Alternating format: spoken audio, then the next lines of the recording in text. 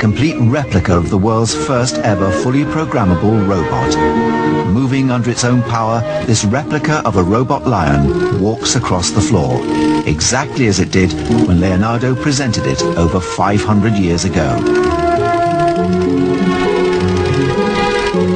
But how did the team ensure that the lion performs its functions correctly and in time? The researchers discovered that all the lion's functions are driven by a central drum. This gets its motive power from a coiled spring that has to be wound up.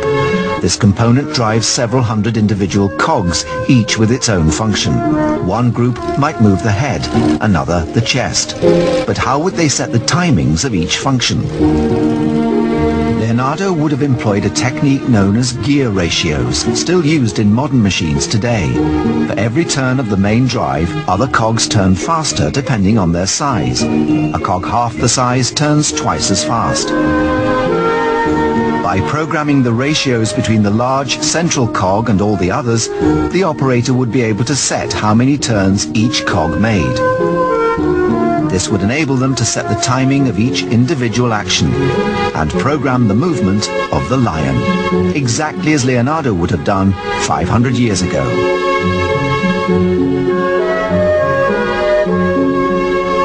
The feelings that everyone who worked on the project had were similar to what it must be like for a mother to see her child walk for the first time. The satisfaction of seeing a machine powered by its own internal mechanics, with no auxiliary power, petrol or electricity, was incredible.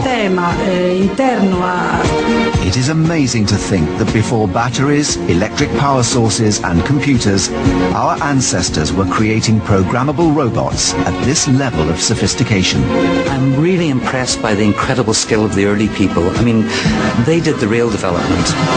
From the proto-robots of Alexandria to the technological wizardry of Leonardo da Vinci, we are finally understanding the history of robotics. The genesis of machines goes way back, at least 2,000 years, to the Greeks and probably a lot longer with the Chinese.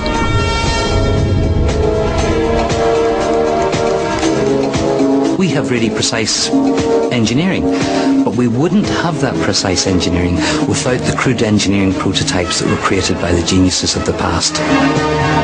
Today, it is assumed that we invented the machines that power our world. But is that true? Hydraulics, advanced machines and the world's first androids were part of our ancestors' lives too. And so as our researches and reconstructions have shown, we must acknowledge our debt to the engineers and mathematicians of the ancient world.